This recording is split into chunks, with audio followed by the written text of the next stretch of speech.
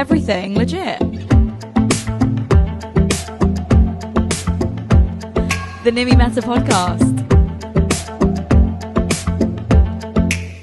I realised that I haven't cried in a really, really long time.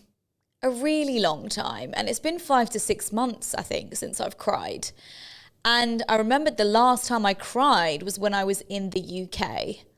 Now, season 1, if you're a loyal listener, in season 1, I have an episode where I talk about crying is the new sleeping, which is where I think that crying is such a beautiful thing. You know, there's such a negative thing around crying that no one should cry and it shows weakness. And, you know, even I describe that when you're watching a movie and you feel yourself welling up a bit and you feel that lump in your throat, you try to hide it in front of other people, but it should be a beautiful thing that you're comfortable with doing.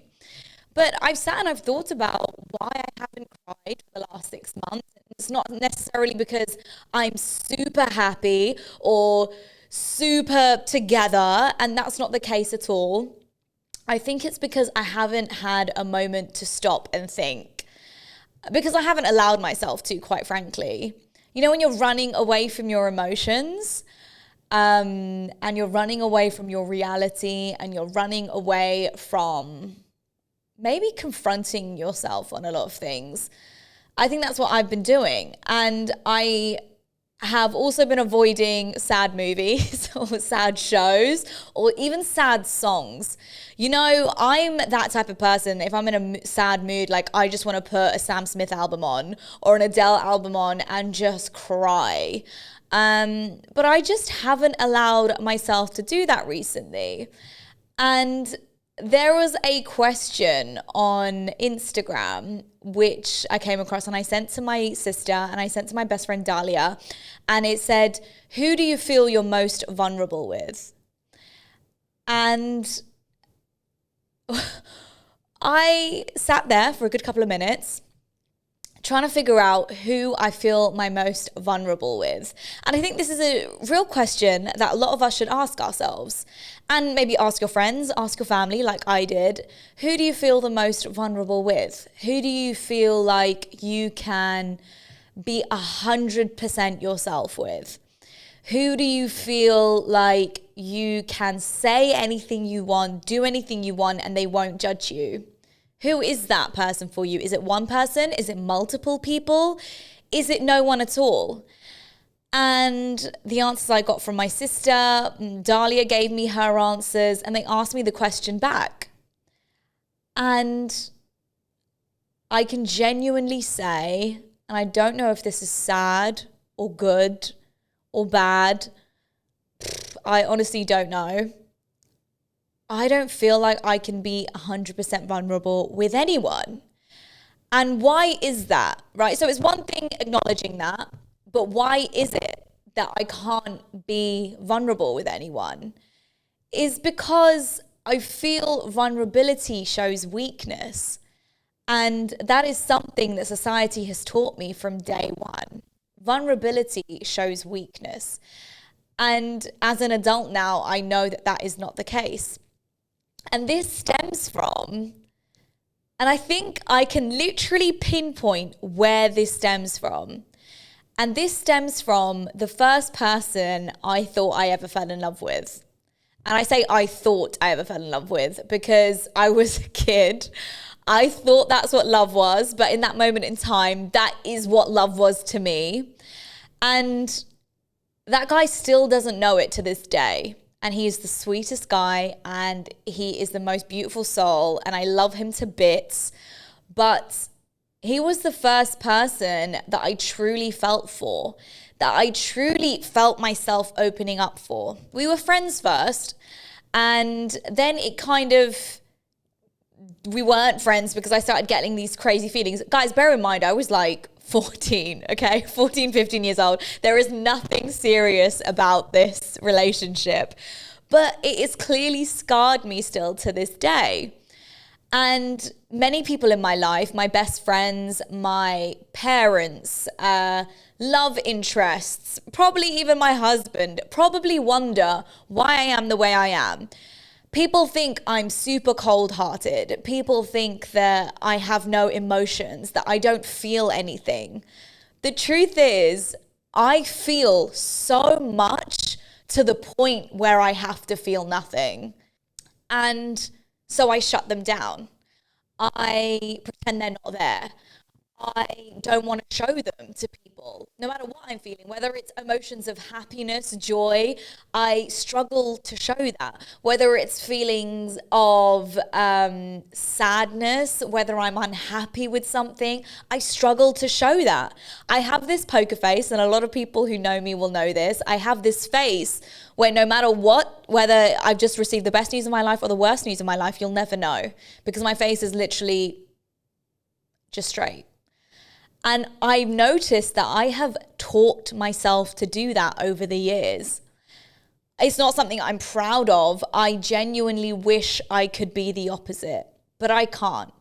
I'm going to take you back to this story of this relationship that I thought used to be it. It wasn't a relationship. We were never together. Nothing ever happened between him and I. But I had these strong feelings towards him. And it all started, do you remember when we all had BBM, BlackBerry Messenger? Kids, if you're listening, you don't know what that is, Google it. I cannot be explaining this to you right now. But I would be messaging this guy. I would be BBMing him. I would be seeing him in friend, because we had mutual friend groups. And I would see him in those kind of situations, and we got on so well. And I swear, we used to have moments. You know when you think you're having a moment with someone?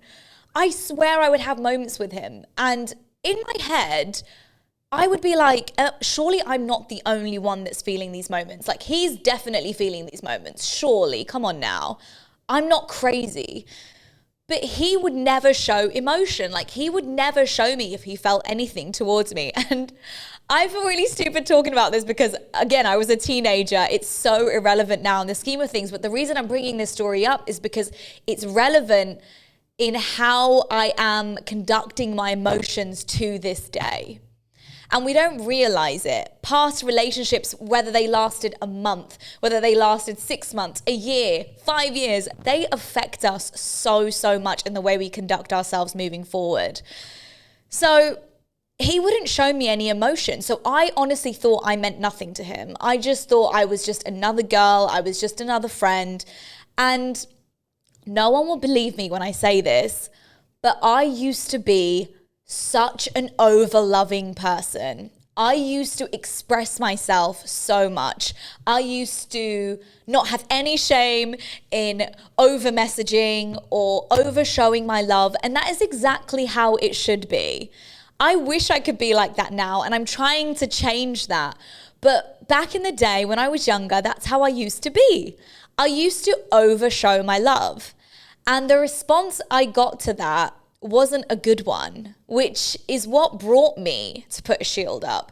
It brought me to not be like that anymore. It made me kind of feel like, Nimi, showing emotions is actually a waste of your time because you don't get the same emotions back.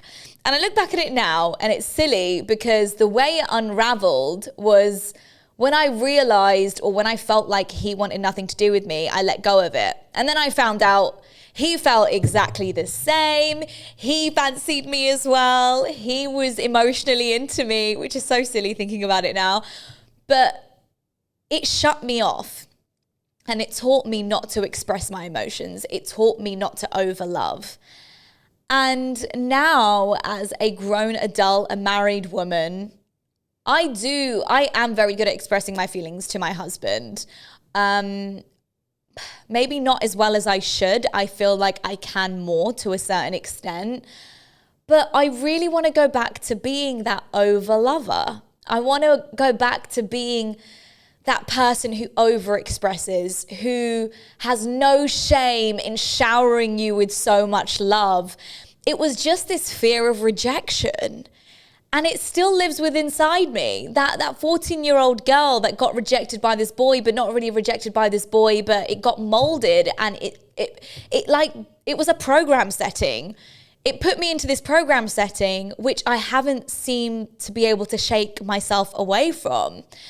And it's great now that as an adult, I can look back on it and reflect and understand that that is the way I am. But a lot of people who know me now don't know that that is the reason why I am the way I am. They think I purposely shut my emotions off. They think I purposely don't allow myself to get emotional. And when I said earlier, I have so many emotions, what a lot of people don't realize as well is I'm an overthinker. Like, I overthink everything. A message I send to you, I have overthought it. I have thought about writing it in 100 different ways before I've even sent it. When it comes to expressing myself, I want to show you that I love you, but I don't quite know how to, and I don't know if you'll receive it well, so I freak out and I don't do it because I just don't want to put myself in the position of rejection. And I feel like a lot of us go through this. This fear of rejection stops us from expressing our love. And that is such a sad thing. It makes me realize, no matter what context of your relationship it is, a friendship, a love interest, a family member, the beauty is in letting your guard down. And I'm slowly realizing that I want to be an oversharer. I want to be an overlover. I want you to know how much I love you, because anything could happen tomorrow and I never want you to feel like you weren't important to me. And so I'm working on this at the moment. I'm trying to, when I feel something, tell the person that I'm feeling that way. Whether it's in a work context, whether it's in a person that I've just met in terms of friends. They don't really know me, but I should kind of be setting boundaries from day one. I want to be a lot more transparent. I feel like majority of my life, I have been covering up how I feel. And, that comes back to me not being able to cry recently is because I run away from my emotions. And I feel like I've really been having an eat, pray, love moment recently, which is on a journey of self-discovery and recognizing my patterns, recognizing where these patterns originated from. Also looking at your parents, also looking at the people that you were looking at growing up. My parents are very, very different people. My mum is an overlover. She's an oversharer. She's an overexpresser. And if you know my mum, that is what we love her for. I cannot imagine her any other way. My dad is the complete opposite. And growing up, I remember I would always try to evoke some sort of emotion from my dad, but it would never come out. He was just a very stern individual. He has a very cold sense of humor, where he's hilarious but very sarcastic with it. But my dad would struggle to show you he loves you. He shows it in different ways, by doing things for you or making sure that you have certain things in place. But he was never the person to be like, oh my gosh, I love you. Come here, give me a hug. You would never get that from my dad. From my mum, you got it all the time. She would every second of the day be kissing your face. Every second of the day, oh my God, I love you, my beautiful daughter. You're this, you're amazing, you're that. So I had two very different extremes of parents. And growing up, I really, really wanted to be like my mum. I wanted to love fearlessly. I wanted to love without boundaries. I wanted to love you so hard that you never needed to feel love from anywhere else.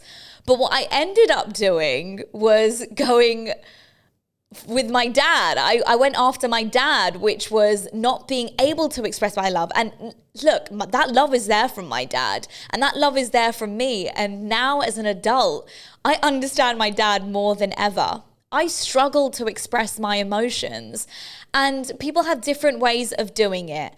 I've had this thing recently where whenever I think of someone, whether it's a family member, a friend, a colleague, whatever it is, I have to message them instantly, because I never want anyone to think I'm not thinking of them. I never want anyone to think I don't love them, I don't care for them.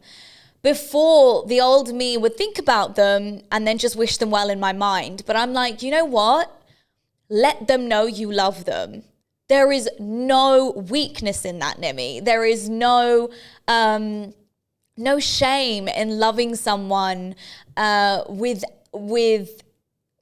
I don't know, with your words, with your actions. Of course, I live away from a lot of people that I love. So the only way I can show them I love them is through messaging and calling. I can't really see them or do much for them, you know? We can't go out and hang out and spend time. So what I can do is send them messages of love. And that is a conscious thing that a lot of us should be doing, you know, checking in on our family and friends. But most importantly, here we go, checking in on ourselves.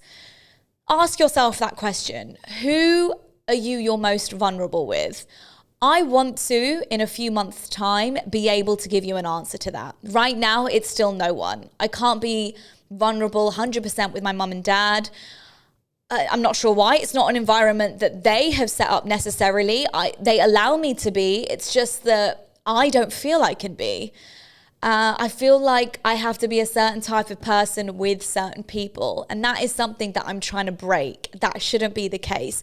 I should be 100% myself with every single person. Yes, there are some environments, say work, where you have to be a certain type of person because there's a certain type of, let's just say, image and facade that you need to upkeep. But with your closest of closest, who can you be the most vulnerable with? I'm working on it, and I'm hoping it can at least be one person in my lifetime that I can be myself that with. But the truth is, the only person stopping me is me. So it's some internal work that we have to do. If you aren't able to ask that question, do some work within yourself as to why you can't answer that question and why you can't be vulnerable with people. Look back at your past previous relationships. Is there a pattern in those relationships that has caused you to be the way you are today?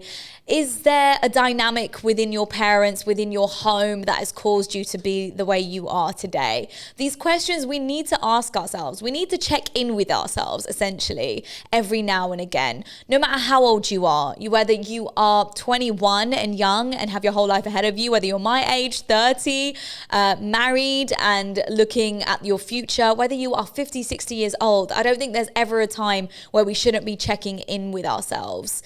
Ask yourself that question, ask your friends that question, and open these conversations with people that matter, because you never know how other people are feeling and thinking.